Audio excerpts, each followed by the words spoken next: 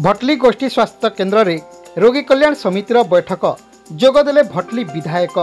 आज दिन 11टारे भटली रोगी कल्याण समिति गोष्ठी स्वास्थ्य केन्द्र परिचालना कमिटीर एक बैठक कमिटीर सभापति भटली विधायक इराशिष आचार्य सभापतित्व आरंभ होता।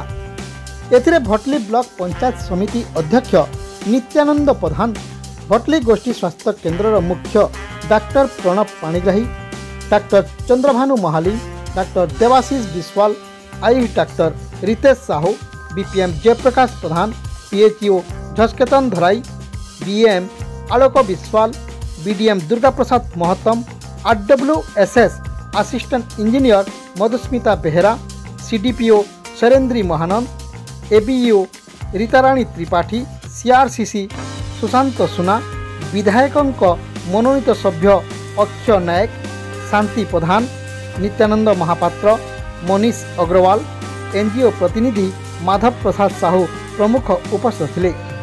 प्रथमे डॉक्टर प्रणव पाणिग्राही स्वागत भाषण पर बीपीएम जयप्रकाश प्रधान विगत 3 मास खर्चर हिसाब विवरणी आलोचना करी चलित आर्थिक वर्ष पई बजेट उपस्थापना करथिले।